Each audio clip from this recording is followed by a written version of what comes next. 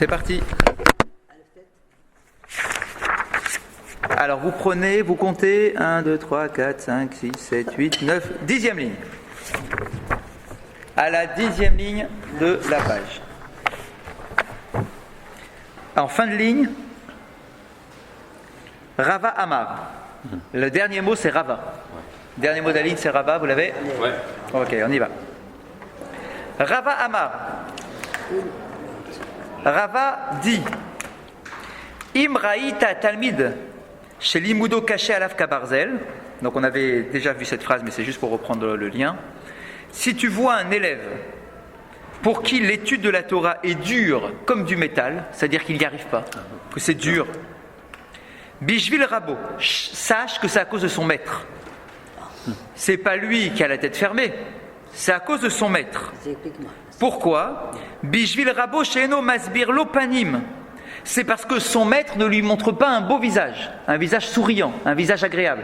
C'est que concrètement, son maître est trop sévère avec lui. Si tu vois que l'élève a un problème, regarde chez le maître pourquoi est-ce que l'élève n'arrive pas à comprendre. C'est pas possible. Normalement, il doit être captif à la Torah. On a une Neshama, on est censé être, ça doit nous parler. Si tu vois qu'un élève, la Torah ne lui parle pas, c'est qu'il y a un problème chez son maître. C'est que, en fait, il est crispé. Il est crispé au moment de l'étude et donc il n'arrive pas. Et donc, il regarde auprès de son maître.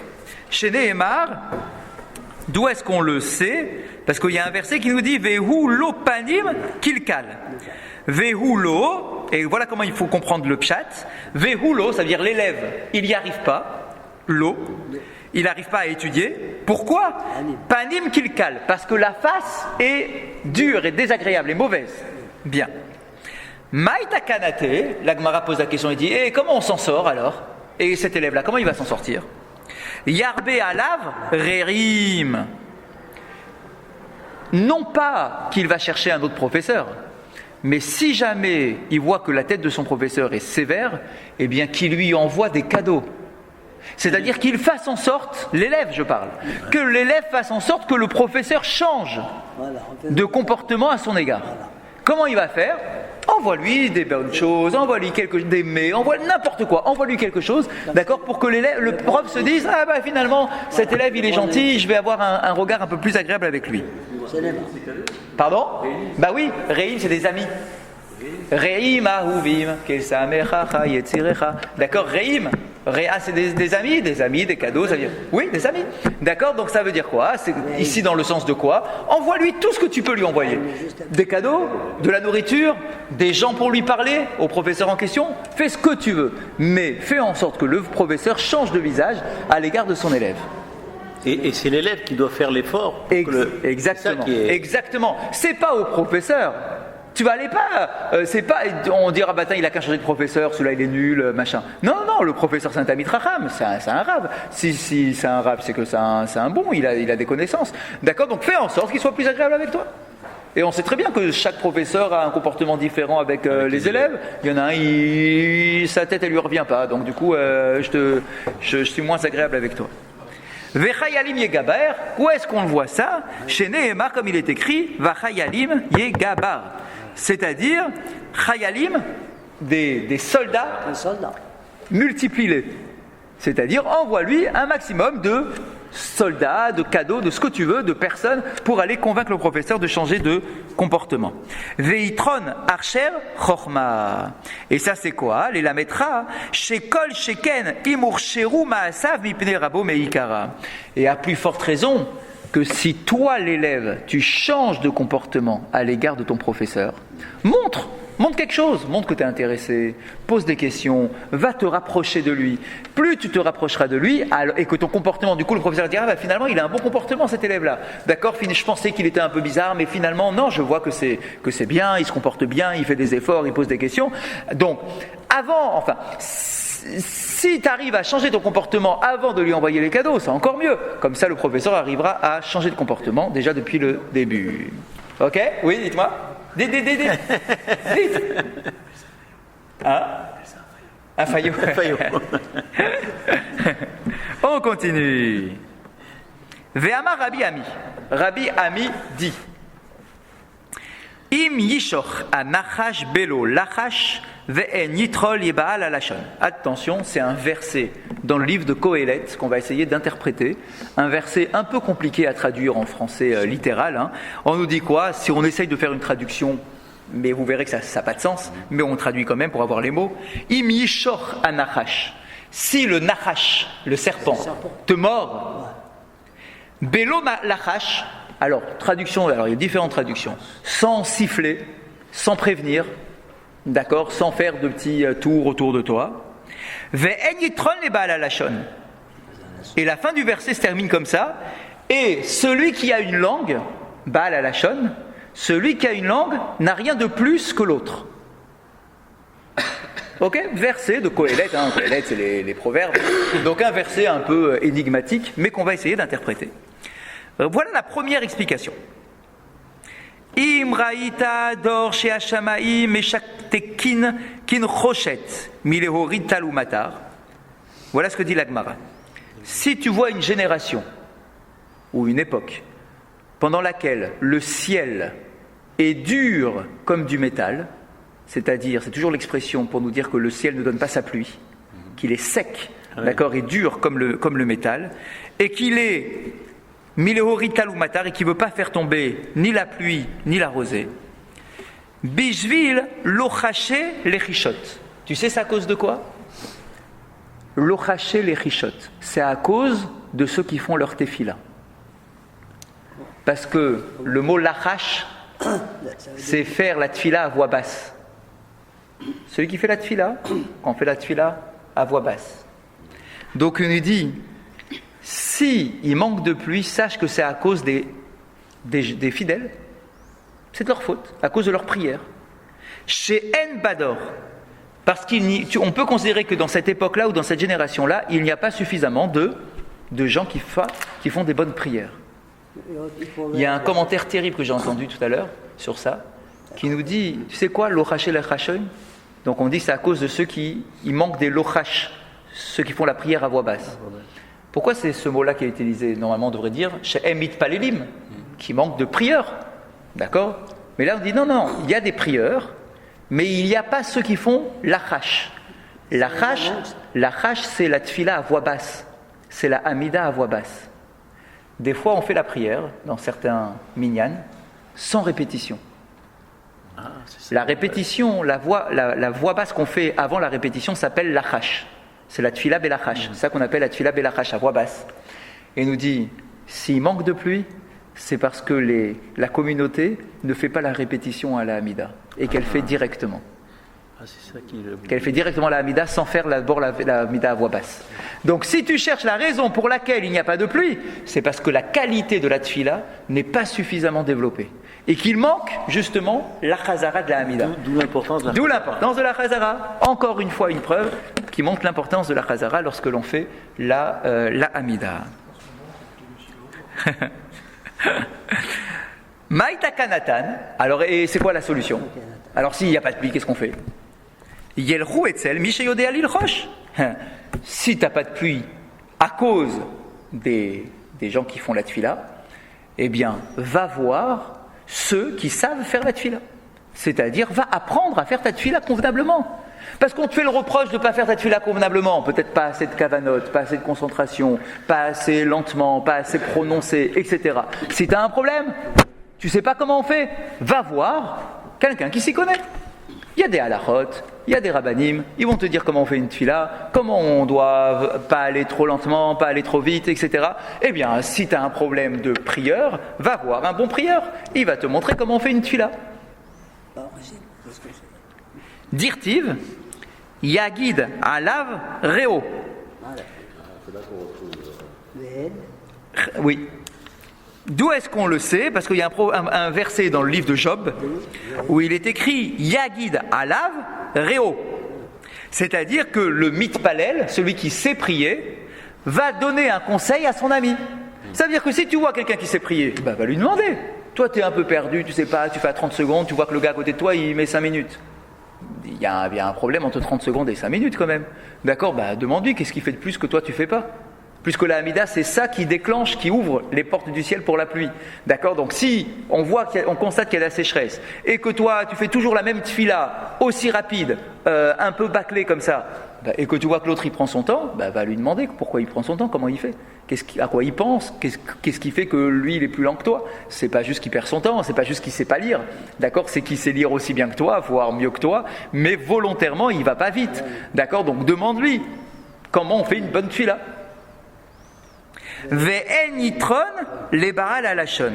Et donc le verset se terminait en disant et celui qui a une langue n'a aucune supériorité. Ça veut dire quoi cette fin de verset? Explication. Ou mi she'efshar lo lilchosh ve'eno lochesh mana yeshlo. Et voilà le pshat du verset. Si tu as une langue mais que tu ne sais pas l'utiliser, à quoi elle te sert? Ça veut dire que tu as une langue, ça veut dire que Dieu il t'a donné la faculté de faire une tfila. La tfila elle passe par notre langue. On a une capacité à parler, ok, à parler, à faire une tfila.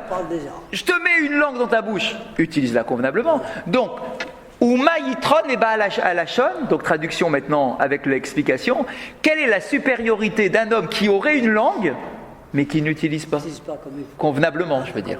On parlera Shabbat, pour ceux qui seront avec nous. On parlera Shabbat de Lashon Hara, puisque c'est la paracha de Tazria et Metzora. D'accord? On verra de celui qui utilise mal sa langue. Ok, effectivement, et c'est souvent les mêmes versets d'ailleurs qui seront utilisés. Ça, on en parlera Shabbat si Dieu veut. Mais là, ici, on nous dit, mais attends, effectivement, des fois, il ne faut pas utiliser ta langue pour ne pas faire de Lashon Hara, mais quand tu as une langue et que c'est la tfila, à quoi te sert ta langue si tu ne l'utilises pas convenablement pour prier à Kadosh Baruch Hu? Et maintenant il nous dit ok, je vais utiliser ma langue. Tu me demandes d'utiliser ma langue convenablement? Tu me demandes de faire la tfila et que si jamais il manque de pluie c'est parce que je ne suis pas capable de faire ma tfila convenablement? Ok, j'ai vu que j'avais un voisin qui savait faire la tfila, je lui ai posé la question, j'ai appris, maintenant je fais ma tfila convenablement et il pleut toujours pas. C'est quoi la solution maintenant? Qu'est-ce qui me reste comme recours? Parce que tu me dis le recours c'est la tfila. Ok, maintenant j'ai arrangé ma tfila et il pleut toujours pas. Alors je fais quoi? C'est pas tout de suite. Donc il nous dit Ve'im lachash velo narana. Et donc, et si maintenant tu fais attention à ton langage, donc à ta tfila, velo narana, et que tu n'es toujours pas exaucé, maïta kanate, comment on s'arrange? Yeler chetzel achassid shebador veyarbe alav bitfila sheneemar vaitzav alav bemavgiya ve'en pegiya et là la shon tefila sheneemar ve'ata al titpalel be'ad aram hazeh ve'al tisa ba'adam rina utfila ve'al tivga bi. Traduction. Alors qu'est-ce que je dois faire s'il pleut toujours pas? Eh bien va chez le Gadol Hador. Il y a un chassid dans ta génération, il y a un Talmid Chacham, va le voir pour qu'il prie pour toi, pour qu'il prie pour demander la pluie. C'est un peu l'histoire de Choni HaMe'agal. Choni HaMe'agal, c'est quoi lui? C'est un grand Talmid Chacham, très très grand Talmid Chacham. Il passait son temps en Beth Hamidrash, tout le temps. Et dans sa génération, il manquait de pluie. On verra cette histoire, c'est dans notre Gemara. D'accord? Et ils ont fait ce qu'ils ont pu. À un moment, ils ont pleuré, ils ne savaient plus quoi faire. Et ils ont été à le voir à lui. Et lui a fait la tfila, on verra comment, et il a réussi à déclencher l'ouverture du ciel. Donc on nous dit ici, toi, en fait, qu'est-ce qu'on veut nous faire comprendre, Zilak Mara? Il manque de pluie. Prends-toi en main. Prends-toi en main. Avant d'aller consulter le Gaon et le machin, avant d'aller consulter, et d'aller tirer les alarmes haut de gamme, regarde déjà toi, qu'est-ce qu'il en est. Donc il nous dit, Chazak, c'est pour ça, regardez l'ordre qui est présent dans la Gemara. Il nous dit d'abord, sache que s'il y a un problème, c'est de votre faute à vous, le peuple. Il y a un problème de tfila. Vous ne savez pas faire une tfila. Vous bâclez, vous ne faites pas la chazara, machin, c'est ce qu'il a dit la Gemara ici. Ça ne va pas du tout votre tfila. Apprends à faire ta tfila. Ok. Et maintenant, j'ai appris et il pleut toujours pas. Ah, ok. Si tu as appris et il pleut toujours pas, et que toi tu as changé ton comportement, maintenant tu peux aller monter chez le Gaon. Là tu vas voir le Chassid chez Bador, tu vas voir le Talmid Chacham de la génération, et tu vas lui demander d'intervenir pour demander la pluie. Mais comment ça se fait que la pluie c'est pour une vie, pour une communauté entière, etc. Et pourquoi on ramène ça à une personne? Mais non, c'est pas qu'on le ramène à une personne, mais votre question est bonne. C'est qu'on pourrait se dire, attends, mais alors quoi? Et le mérite du Talmid Chacham, lui, il fait bien cette fila, le Talmid Chacham. Alors pourquoi lui, par son mérite, il n'y a pas déjà la pluie qui est déjà déclenchée naturellement au bon moment? Parce qu'en fait, la Torah, la pluie, les brachot, c'est pas pour les Talmidei Chachamim. C'est pas un truc qui est réservé pour un club. C'est pas pour l'élite. C'est pour le peuple.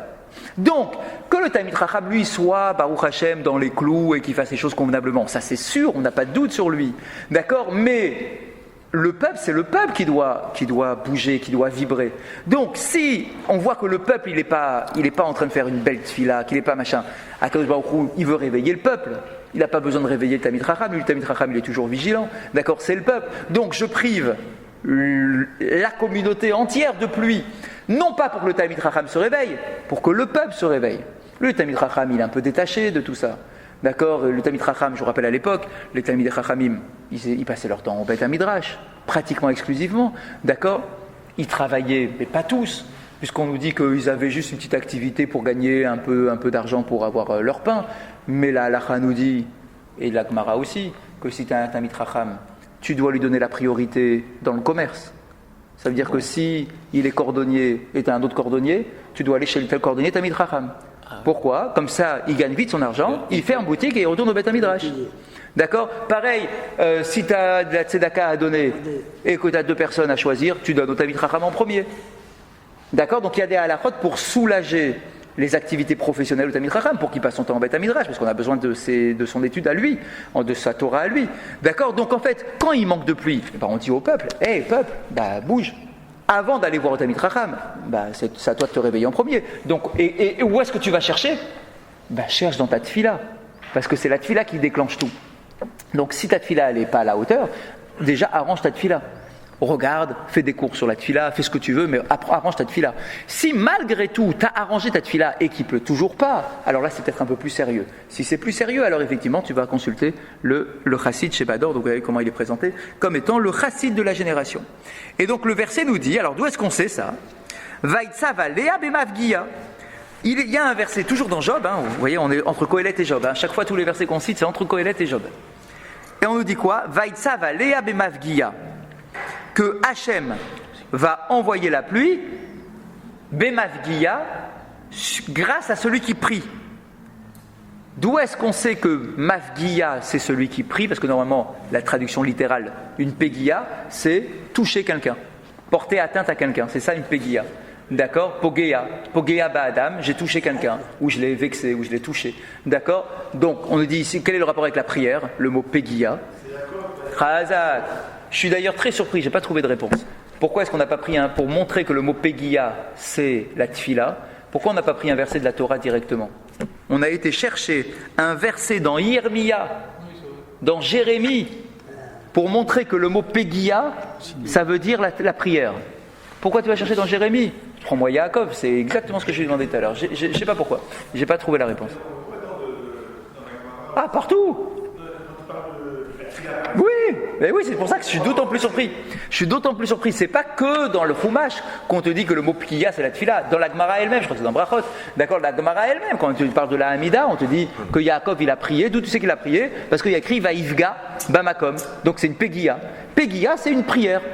Eh bien, dans le livre de Jérémie, Ve'ata al titpalel be'adar amazé, ve'al tisaba adam rina utfilatam, ve'al tifgabi. Ah, peut-être la raison, regardez. Et ici, le verset nous dit, donc c'est Dieu qui parle à Jérémie. Dieu parle à Jérémie.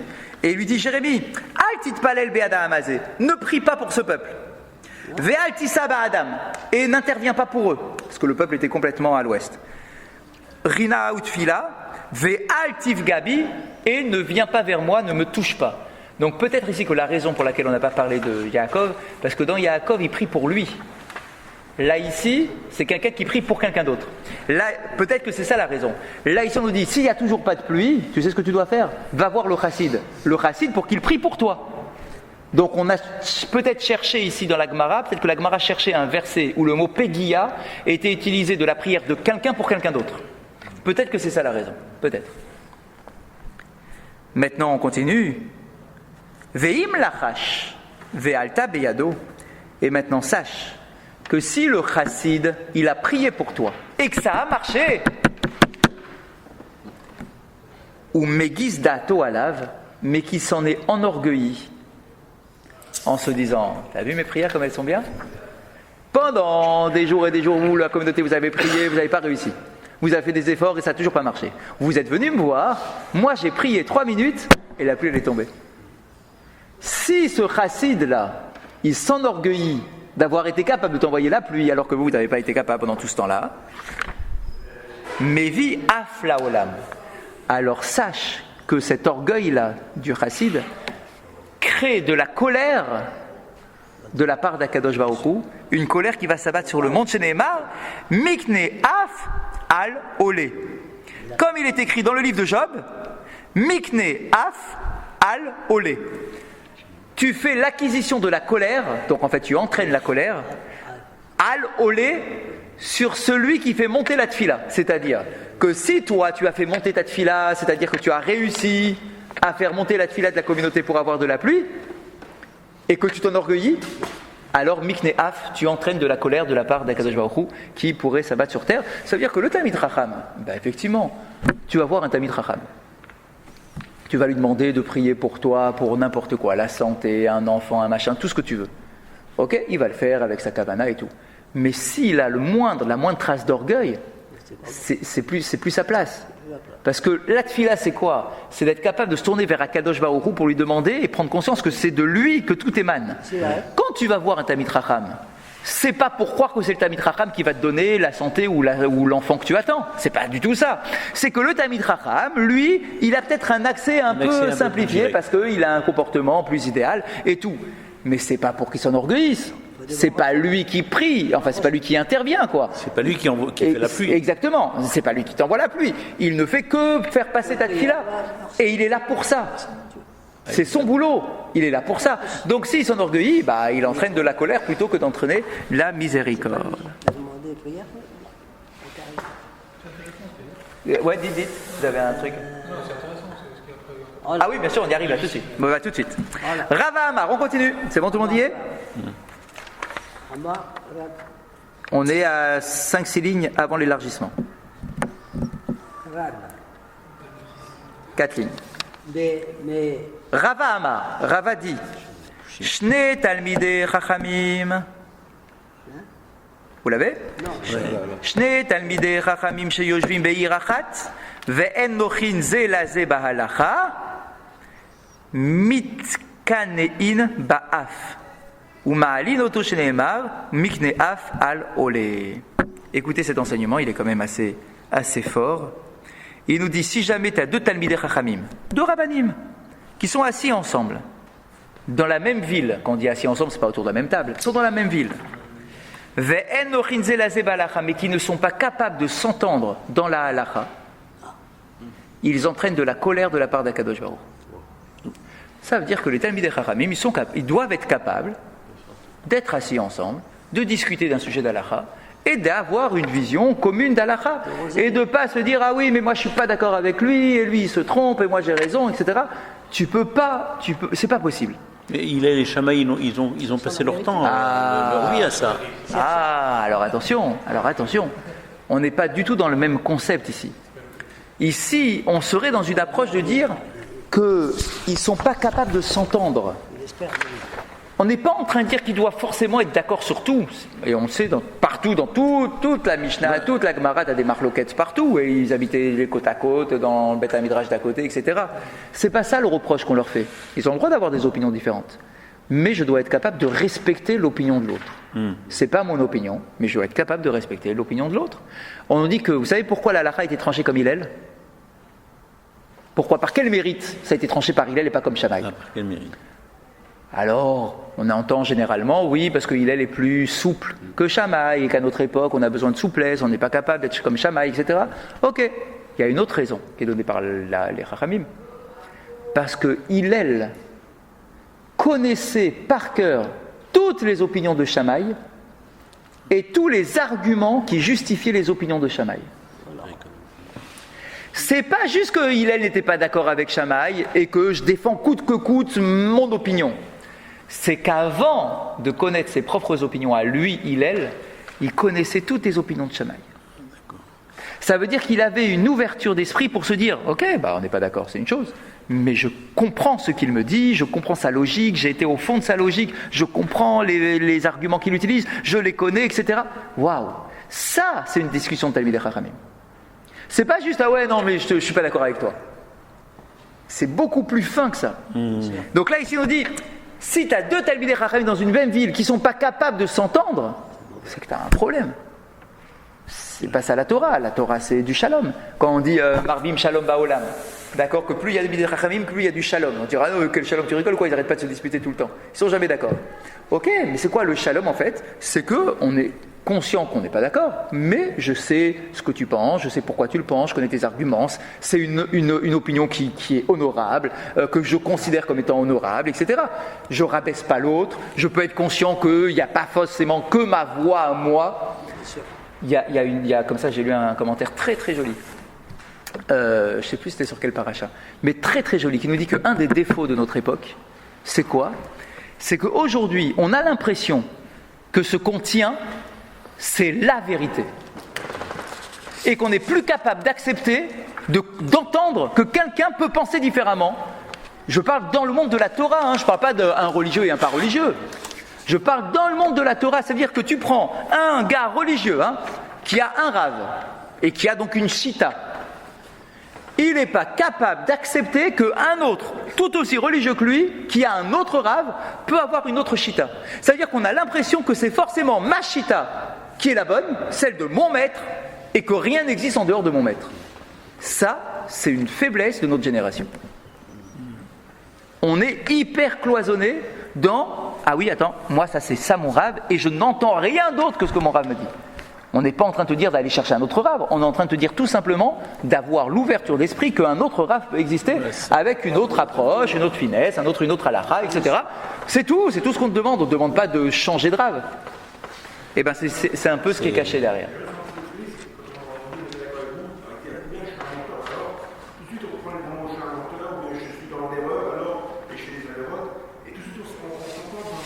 Ouais, vous avez raison. Alors qu'on pourrait trop bien se dire, à condition que l'autre chita soit une chita kshera. Je ne parle pas que l'autre il a un rave chez les libéraux. Je ne parle pas de ça. D'accord? Un rave bien sérieux, machin, qui a de la connaissance. Eh ben voilà, ok, toi tu as ton rave, l'autre il a son rave. C'est bon, tu as le droit d'accepter qu'il y a une autre vision. Rien que dans la halakha, tu as 50 opinions sur la façon de faire ta tfila, par exemple. D'accord, tu peux avoir 2-3 visions différentes sur une façon de faire la tfila. Alors toi tu vas dire, ah oui, non mais moi c'est comme ça. Ok, tu peux aussi entendre que l'autre il a une autre approche sur la tfila, ou une autre halakha sur le point en question. Ça va, d'accord, pas besoin de le tuer parce qu'il n'est pas exactement comme toi. Et dans les cacheroutes, les différentes cacheroutes par exemple Alors la cacheroute, c'est un autre domaine, c'est plus complexe parce que alors déjà il faut être capable de trier.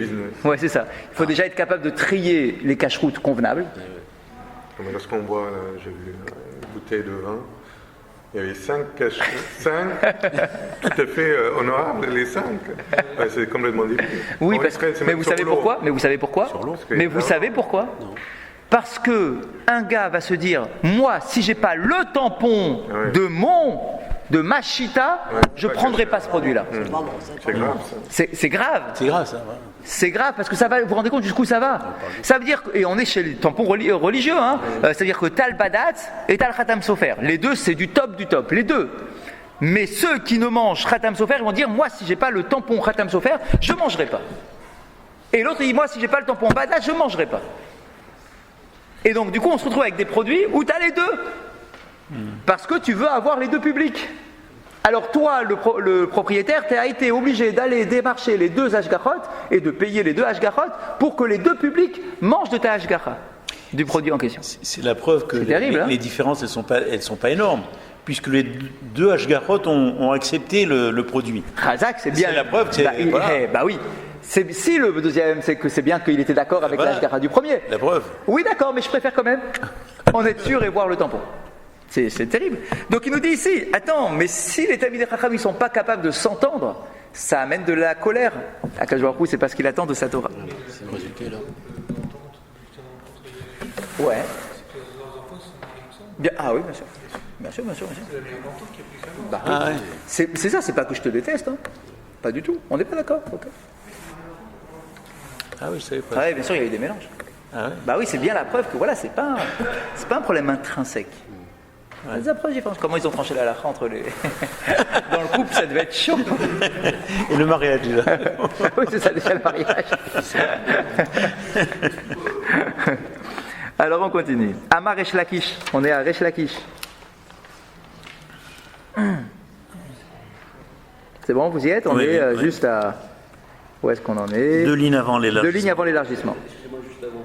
Ouais. La fin de la phrase, c'est au Ma'alinoto. Donc au Ma'alinoto, donc on. Par rapport à Mitkaneim. Ah, bah en fait, vous avez vu, c'est une autre interprétation. Quand on dit Ma'alinoto, c'est la phrase en hébreu pour dire on considère que, c'est-à-dire on t'applique le verset suivant. Donc, si 2 Talmidei Chachamim ne sont pas capables de se mettre d'accord, ou en tout cas de s'entendre, discuter ensemble sur la halakha, Ma'alinoto, alors on considérera à cause d'eux, à leur sujet, on dira à leur sujet, Mikne Af Al Ole. D'accord? Mikne Ba Af ou Ma'alinoto. Donc, ils entraînent de la colère, ou Ma'alinoto, ou Ma'alinoto, et ils le font monter, le Af. Mikne Af ou Ma'alinoto. Mikne Af, ils font l'acquisition de la colère, ou Ma'alinoto, et ils font monter cette colère. C'est-à-dire, ils la développent. Ok. Donc, Amar Resh Lakish. Ma'ay dirtiv. Imishoch hanachash belo lachash ve'en yitron ebal alashon. On est toujours dans le même verset, vous avez remarqué? On va encore interpréter le même verset. Quel est le verset? Donc, je vous le rappelle encore une fois. Si le serpent mord sans avoir sifflé au préalable, Ve'en yitron ebal alashon, et celui qui a une langue n'a aucune supériorité. C'est la traduction littérale comme on l'a dit tout à l'heure. Alors écoutez ça, très joli dracha, très connu aussi, mais écoutez-la. Voilà ce que dit la dracha. Le'atid lavo, à la fin des temps. Mitkabetzot ubaot kol achayot etzel hanachash. Écoutez celle-là. À la fin des temps, la Haggadah dit que toutes les bêtes vont se réunir devant le serpent. D'accord? Ils vont convoquer le serpent, ils vont tous se retrouver devant le serpent. Ve'omrimlo, et ils vont dire au serpent, Ari dores ve'ochel. Le lion, il déchire sa proie, mais il la mange. Ze'ev toref ve'ochel. Le loup, il déchire sa proie, mais il la mange. Ata, ma'ana yeshlecha. Mais toi, serpent, quel est ton profit? Tu tires, des fois tu tues sans manger, et même quand tu manges pas en réalité, tu gobes. Donc tu n'as aucun bénéfice de ce que tu manges. Pourquoi tu tues? À quoi vont tuer si tu n'en tires aucun profit? À la rigueur, le lion. Tu vas dire le lion il est sain sauvage. Bah d'accord, mais au moins il tire profit. Il tue, mais il mange, il goûte, c'est bon. D'accord, il y a du sang partout, il est content. Mais toi, serpent, c'est quoi ton bénéfice à tuer? Tu tues tout le monde et tu n'as aucun bénéfice. Amar lahem, il répond à cela. Ve'en yitron ebal alashon. Il dit oui, c'est vrai. Et dites-moi, quel est le bénéfice à celui qui a une langue et qui fait du lashon hara avec sa langue? Il gagne quoi, celui qui fait du lashon hara? Il gagne rien. Il tue par sa langue, mais en fait il n'a aucun plaisir, parce qu'il ne fait que rabaisser l'autre, il ne fait que tuer l'autre, mais il n'en tire rien pour lui. Et d'ailleurs, généralement, il sera mal vu par les autres, petit à petit. Plus je fais du lashon hara, et plus mes propres amis s'éloignent de moi. Pourquoi? Parce qu'ils se disent, attends, si ce gars-là il fait du lashon hara sur le voisin, un jour il fera aussi du lashon hara sur moi. Donc c'est pas un gars sur qui je peux m'appuyer. Donc en fait, c'est une dracha qui est hyper célèbre, celle-là, qui nous dit quoi? Qui nous dit qu'en fait, le serpent, je vous rappelle, c'est celui qui est à l'origine de tout le lashon hara qui existe sur Terre. Puisque la première faute d'Adam Arishon, et là encore on le redira Shabbat, que la première faute d'Adam Arishon a été faite à cause du serpent. Qui a fait quoi? Qui a fait du lashon hara. Il a fait du lashon hara sur Hachem en disant si Hachem vous interdit de consommer le fruit, c'est parce qu'il pense que vous allez devenir des dieux comme lui, si vous consommez le fruit en question. D'accord? Donc il nous dit quoi?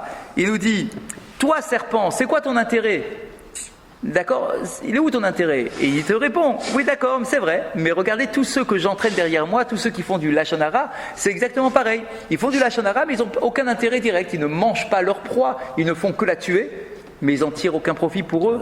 D'accord, ils ne font que tuer la victime de leur lachon hara. Ouais. Les hayot, ce sont des animaux sauvages. Oui, exact. Mais parce que les Zodomes et domestiques, eux, ils tuent personne. Ils tuent personne, ils te mangent des graines, des herbes, des machins. Donc les hayot, c'est d'Afka les hayot qu'on t'a donné comme exemple ici. D'accord. Et le serpent, c'est une hayot. D'accord. Donc c'est pour ça qu'on n'a pas pris un animal domestique, parce que le animal domestique, qu'est-ce qu'il va te dire lui? Il tue personne. D'accord. Oui, mais il n'en tire pas de bénéfice. Exact, mais il gobe. Il n'a pas de goût. Ah, il n'a pas de goût. De quoi Bah oui. Bah exact, mais on le voit dans sa façon de manger. Regardez, hein, il n'a aucun bénéfice. Il mâche pas, il mastique pas. Il n'a pas le goût. Ouais, d'accord. Exactement, ouais. il n'a pas le goût de l'animal. Le bénéfice, il ne mord pas, il le truc, rien. C'est de se nourrir. Il englobe, donc il se nourrit. Voilà. Et nous, dans notre lecture à nous, de la Gemara et de notre Chachamim, c'est de dire, c'est sa malédiction à lui. Sa malédiction, c'est quoi? C'est que tout ce que tu vas manger, ça va ressembler à la poussière de la terre. Ça veut dire quoi? De la même façon que la poussière n'a pas de goût, eh bien ta nourriture n'aura aucun goût. Ça veut dire que ton système fait que tu gobes ton aliment sans le manger, sans le mâcher, sans le mastiquer, donc tu n'as pas de goût. Tu sais pas c'est quoi le goût. C'est la punition du serpent. Comme le lachon hara. Donc en fait, le serpent, il reconnaît qu'il est. Bien sûr. Ah oui, parce qu'en fait, le serpent, c'est toujours l'animal du lachon hara. Il est présenté comme ça. Ah oui. Oui, il est présenté comme ça. Il y a une lecture à un deuxième degré, mais qui est exactement dans le même sens. Toutes les chayot, c'est quoi? Un jour, tous les fauteurs vont se réunir. Le tueur, le criminel, le voleur, le machin, et le lachon hara, et celui qui fait du lachon hara, vont tous se réunir et vont faire une grande assemblée générale. Et chacun va dire, voilà, moi, à la fin des temps, on va dire, ah ouais, mais toi, t'es un tueur. Ouais, d'accord, mais en tuant, j'ai été capable de voler son truc, machin, j'ai tiré un bénéfice. L'autre, le voleur, on dit, oui, d'accord, mais je l'ai volé, je suis devenu riche. Alors on dirait, et toi, le lachon hara, t'as fait quoi? Bah oui, je l'ai tué, mais t'as gagné quoi? Voilà. Rien, juste le plaisir de tuer l'autre. Très souvent, c'est pour écraser l'autre, pour le plaisir. C'est vrai, très souvent, hein. T'as vu celui-là, comment il a habillé, machin. Tu t'en tires pas grand-chose. T'as vu celui-là, comment il parle. T'en tires pas vraiment. C'est pas seulement pour gagner quelque chose que moi je gagne. C'est vrai qu'en rabaissant l'autre, n'est pas nécessairement. Hein, plus j'abats les autres qui sont autour de moi, plus je suis haut. C'est vrai, mais c'est pas un profit direct, quoi. C'est pas parce que j'ai fait du lachon hara que moi je vais gagner quelque chose. C'est simple, très souvent que pour le plaisir de parler ou pour le plaisir de rabaisser quelqu'un, mais pas plus que ça, quoi. C'est pas comme un vol. Un vol, t'as gagné de l'argent. D'accord, avec cet argent-là, voilà, il est entre tes mains cet argent-là. Que le lachon hara, yitron. Quel est le bénéfice que tu as avec ta langue? Tu n'as aucun bénéfice. D'accord, ce lachon hara-là, il ne t'attire pas quelque chose de concret. Amar Rabbi Ami. Rabbi Ami dit En filato shel adam nishmaat ela imken mesim nafsho bechapo sheneemar nisa levavenu el kapaim. Très très joli aussi. Rabbi Ami dit si tu veux que ta tfila soit écoutée, sois capable de mettre ton âme dans ta main. Ça veut dire investis-toi dans ta tfila. Tu veux que ta tfila ait de la valeur, qu'elle soit écoutée après la Baruch Hu, t'es en train de la dire ouais, Dieu n'écoute pas mes prières. Ok, mais vas-y, mets ta vie dans tes mains. Ça veut dire, vas-y, mets-toi à fond dans ta tfila. Tue-toi pour ta tfila. Chez Nehemar, Nissa levavenu el kapaim. D'où est-ce qu'on le voit, Kelomar, c'est-à-dire je vais lever Nissa levavenu, je vais lever mon cœur, El Kapaim, avec mes mains. Pourquoi cette image-là? Parce qu'on sait qu'à l'époque, rappelez-vous, un jour on avait fait un cours sur ça, on sait qu'à l'époque, lorsqu'il faisait la tfila, il levait les mains vers le ciel. On le voit dans la Torah déjà. Hein. Ah d'accord c'est quoi le pasouk? Ah, c'est quoi le pasouk? Un pasouk explicite, où je crois que c'est Abraham qui dit je lève mes mains vers le ciel pour prier. Je n'ai plus le pasouk en tête, mais c'est clair, c'est un pasouk explicite. Et de là, on voit qu'à l'époque, il faisait la tfila avec les mains en l'air.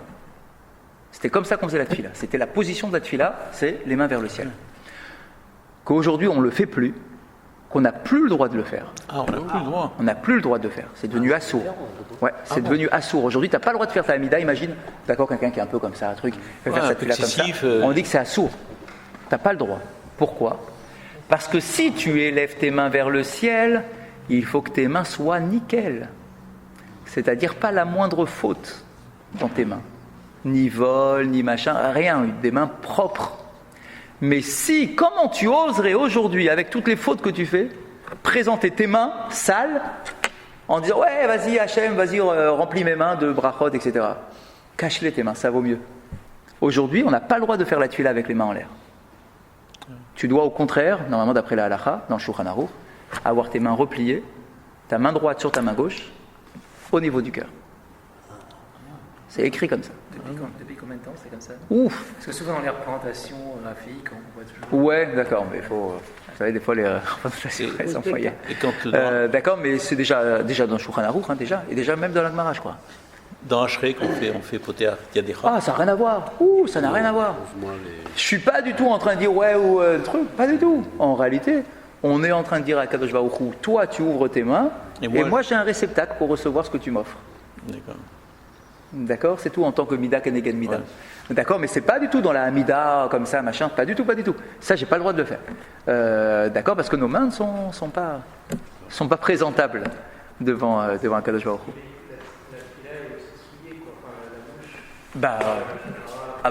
Exact, aussi. Mais il faut bien, que tu fasses là-dessus là. Mais ça sera aussi le cours de Shabbat. Je suis en plein. L'Agmara pose la question, elle nous dit Eni, est-ce que c'est vrai qu'il faut aller à ce point de mettre sa vie entre ses mains pour prier? Vea Okim Shmuel Amora Ale.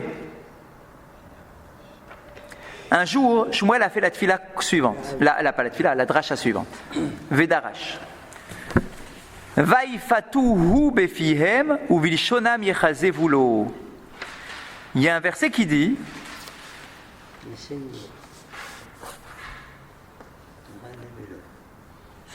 Il y a un verset qui nous dit Vaifatuhu befihem, qu'ils ont été capables de séduire Dieu par la bouche, par leurs paroles, ou bilshonam yechazevulo, alors que leur tfila n'était pas tellement top, c'était très moyen.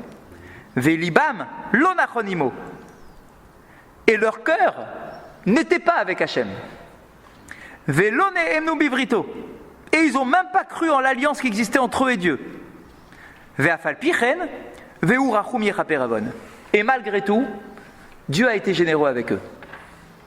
Donc on me dit, tu vois, finalement, tu peux faire ta tefila et elle va être écoutée, même si tu es loin de mettre ton cœur entre tes mains, d'accord? Même si tu remets en cause le lien qui existe entre toi et Dieu, et que tu n'as pas de kavana, et que tu n'as pas ton cœur, etc., ça passe. Alors c'est bon. D'ailleurs, le verset de Ve'urachum, qu'on dit tous les soirs à Arvit, pour commencer la tefila, Ve'urachum, vous savez que le verset qui précède, nous, on ne le dit pas dans la tefila, il n'a pas été retenu dans la tefila, mais dans le texte d'origine. Le verset qui précède, c'est dans quoi? C'est dans les Tehillim. Le verset qui précède, c'est Tehillim 78. Le verset qui précède, c'est justement ce verset qui nous dit qu'ils ont prié sans kavana, sans mettre leur cœur, en remettant en cause le lien avec Dieu. Ve'urachum yechaperavon. Donc tu vois bien que finalement, tu peux remettre en cause ton lien avec Akadosh Baruch Hu et Ve'urachum, et tu auras toujours la miséricorde d'Akadosh Baruch Hu. Donc ça va, pas besoin d'aller jusqu'à mettre ton cœur entre tes mains. Même une tefila légère, elle passe. On n'a pas une contradiction, parce que le 2 dit. De quoi Il faut se concentrer. Ouais. Réponse. Donc on nous dit, alors qu'est-ce que tu me racontes? D'un côté, tu as un enseignement qui me dit qu'il faut mettre ton cœur entre tes mains. De l'autre côté, tu me dis, hop, n'importe quelle tefila, elle passe. Lokashia, il n'y a pas de difficulté. Kan beyachid, kan betzibur. Il dit, mais non, il n'y a pas de difficulté, c'est pas une objection. Quand tu pries seul, si tu veux que ta tefila soit écoutée, alors là, il faut que tu déverses tout ton cœur dans tes mains. Quand tu es Betsibour, même si tu n'as pas de kavana, ça passe. C'est la force de la communauté. La force du Tzibour. Ah, les commentaires vont intervenir en disant alors quoi? Alors t'as un Tzibour où personne n'y est et c'est bon? Quoi, tout le monde pense à n'importe quoi et c'est bon juste parce qu'on s'est mis à 10? Et on dit non, c'est pas ça. Il faut au moins qu'il y en ait un qui ait bonne kavana dans l'histoire. Puisque le Tzibour, c'est quoi le Tzibour? C'est que par la force de la tfila du tzaddik, même le Benoni et même le Racha peuvent réussir leur tfila. Mais encore faut-il qu'il y ait un tzaddik dans le coup. Il faut au moins qu'il y en ait un qui mange le truc. Mais si tout le monde est Racha, il va avoir un problème. Quand on nous dit que oui, quand il y a 10 personnes, grâce au mérite du minyan, tout passe et tout est nickel, etc., et que même le rachat, etc., et qu'il y a un autre enseignement qui ressemble beaucoup à celui-là, qui nous dit qu'une tfila où il n'y a pas un rachat, c'est pas une tfila. Un jour, on a dit ça un samedi matin. Une tfila dans laquelle il n'y a pas un rachat, c'est pas une tfila. Incroyable. Tu sais pourquoi? Parce que tu imagines la force de la tfila si tu as été capable de convaincre un rachat de venir prier. Tu imagines la puissance de cette tfila? Tu as un rachat et il a accepté de venir prier. Lui, sa prière à lui, waouh, elle va exploser. Mais on nous dit, oui d'accord, mais encore faut-il que tout le reste soit des bons pour que ça passe. Oui, parce que le rachat, il profite, en fait, il s'appuie de la tfila des autres pour que la sienne passe et qu'elle soit puissante. Mais encore faut-il qu'il y ait des tzadikim qui se fassent une tfila convenable. D'accord? Donc c'est ça ici qu'on nous dit. C'est que, effectivement, quand on te dit qu'il faut mettre tout ton cœur, toute ta kavana dans ta tfila et que sinon elle ne peut pas être écoutée s'il n'y a pas tout ton cœur entre tes mains, ça c'est quand tu es tout seul chez toi dans ton salon parce que tu n'es pas venu à la choule pour prier. C'est déjà bien, tu fais ta tfila seul. Mais si tu veux qu'elle soit écoutée, il va falloir y aller. Hein. Alors que si tu viens à la choule, au moins tu vas profiter de tous ceux qui ont un peu plus de kavana que toi et qui arrivent à faire la tfila convenablement et la tfila elle passera grâce à eux. Même si tu n'as pas mis toi toute ta kavana. La moitié de la fila. Même si tu n'as pas mis toute ta kavana et que tu n'es pas capable de la faire convenable. C'est le rôle du Shaliach Tzibour d'avoir toute cette kavana. Oui. C'est-à-dire si le Shaliach Tzibour n'est pas à la hauteur. Alors en fait ça marche pas que comme ça non plus. C'est pas que ça. Mais c'est que normalement le Shaliach Tzibour il est censé être le porteur de ta tfila. Donc normalement dans le choix de ton Shaliach Tzibour, tu es censé avoir un choix qui est convenable. Mais la halakha va te poser la question, alors quoi, il faut que le Shaliach Tzibour soit le Talmid Chacham? Alors quoi, c'est hyper rigoureux comme choix. Le Rambam va te dire, pas nécessairement, c'est pas forcément ce qu'on te demande. On va te demander d'autres critères, par exemple, qui soient acceptés par tout le monde. Même si c'est pas un Talmid Chacham, mais au moins qu'il soit accepté par tout le monde. Ça veut dire tout le monde peut se dire, c'est bon, j'aime bien cette tfila. Et deuxième critère, c'est qu'il faut que sa tfila soit une tfila de qualité. C'est-à-dire que lui, écoutez bien, c'est le Rambam qui dit ça, que les kavanot qu'on va demander au Chazan, ce ne sont pas les mêmes kavanot qu'on va demander à un Talmid Chacham. Le Talmid Chacham, lui, il va prendre son temps sur chaque mot, sur machin, d'accord? Ok, ça c'est le Talmid Chacham. Le Chazan, c'est pas ça qu'on lui demande. Le Chazan, les kavanot qu'il doit avoir, c'est doit être capable de faire sa tfila convenablement, de faire une tfila propre.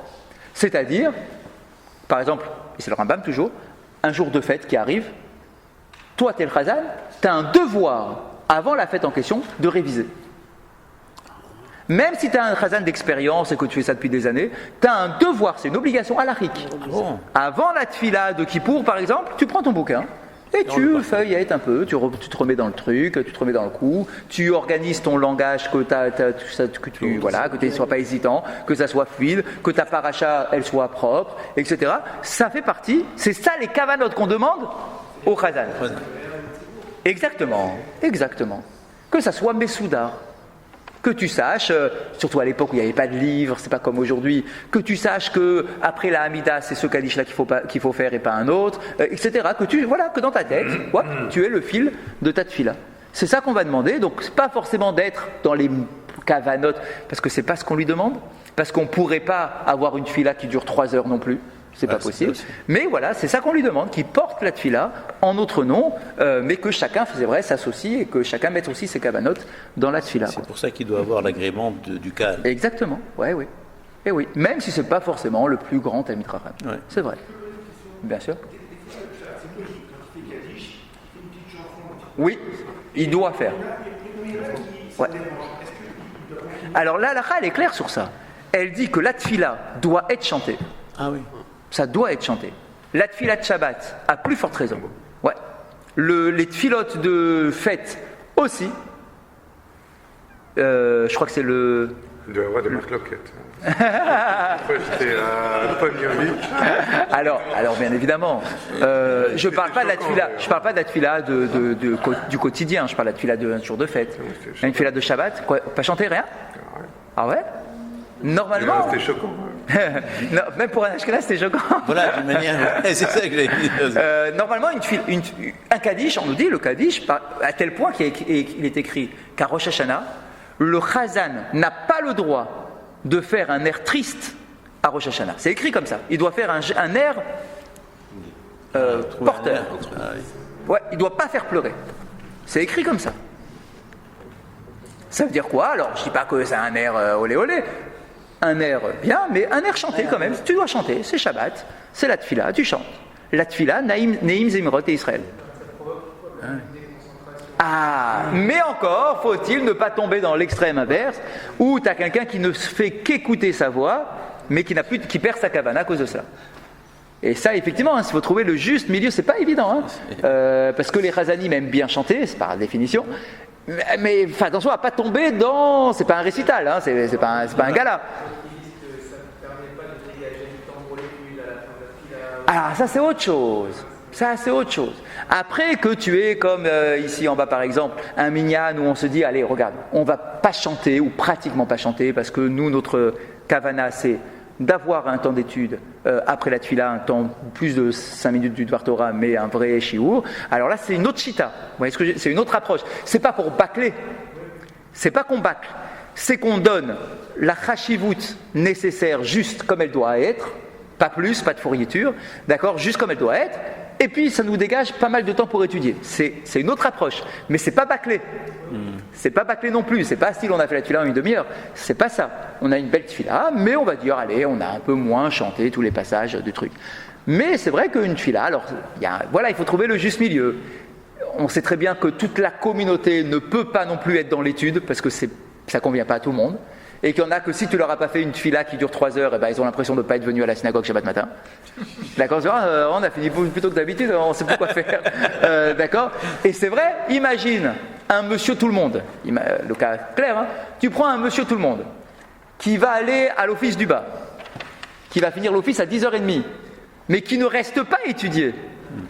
Lui, il dit mais je suis parti en bas juste parce que je veux sortir 2 heures plus tôt que les autres. Lui, c'est pas pour lui. C'est pas pour lui, parce que toi, ta kavana de descendre en bas, c'est parce que tu as été vite. Tu veux aller vite et rentrer chez toi, dormir plus longtemps. C'est pas ça l'intérêt. Si tu y vas pour étudier, alors génial. Mais sinon, reste en haut. Tu as une fila qui prend le temps, qui prend la matinée, etc. D'accord? Donc il faut trouver, moi je dis toujours, il faut toujours trouver son makom. Et il faut un makom pour tout. Si on est capable d'offrir quelque chose pour tout le monde, on a gagné. C'est pas de la division, au contraire, tu viens compléter l'offre. Si on est capable de donner un makom à tout le monde est content. Alors que si tu essayes de faire rentrer tout le monde dans le même circuit, personne n'est content. Exactement, c'est que t'as une sensibilité, d'accord, toi, t'as envie d'étudier, machin, alors ok, alors va étudier. Mais si toi, t'aimes bien entendre un peu chanter, alors viens chanter, d'accord, que tu puisses trouver tout ce que tu veux à la maison. On a eu le choix. Exactement. Pour terminer, comme ça, on comprend mieux. Pour terminer, Amar Rabbi Ami, toujours Rabbi Ami. Écoutez, celle-là, elle est aussi très jolie comme enseignement. En geshamim yordim ela bishvil baale amana sheneemar emet meretz yitzmach vetzedek mishamaim nishkaf. On nous dit, tu sais quoi, la pluie elle ne tombe que grâce à ceux qui ont de la émouna. Il n'existe pas plus grande émouna que d'attendre la pluie. On dit alors, mais c'est qui ces gens-là? Il nous donne un exemple qui est très parlant, l'agriculteur. L'agriculteur, c'est un homme qui a une émouna incroyable. Parce qu'il va travailler sa terre, il va se tuer, la terre elle est sèche, c'est dur, c'est machin. Tu vas planter, tu vas mettre les graines que tu avais, tu vas les mettre là-dedans. Elles vont peut-être pourrir, peut-être qu'il n'y a rien qui va pousser, peut-être tu n'auras pas de pluie, etc. Et pourtant tu le fais. C'est que quelque part tu as une émouna que Akadosh Baruch Hu il va envoyer la pluie. Que la terre elle va être bonne et qu'elle va être fertile et qu'elle va apporter quelque chose. C'est un truc incroyable. Et ça, c'est de la émouna. Et ça, il faut le demander. La pluie ne vient que par le mérite de ces gens-là. De tous ces gens-là. De ces gens qui ont de la émouna. La pluie, ça dépend de la émouna. La preuve, et regardez, c'est très, très fort. Qu'est-ce qu'on dit dans Bereshit ? Vous savez que dans Bereshit, on dit que lorsqu'Akadosh Baruch Hu a créé la nature a été créée en potentiel, mais que rien n'avait poussé. Rien n'a poussé jusqu'à quand ? Jusqu'à la création de l'homme, et que l'homme prie pour avoir de la pluie. Quand l'homme a prié pour avoir la pluie, Dieu a envoyé la pluie et la végétation a poussé. C'est un chidouche, ça. Ah ouais. Ça veut dire que Dieu l'avait mise en potentiel, mais ça n'a pas poussé. Pourquoi ? Parce que la pluie, c'est une question de émouna.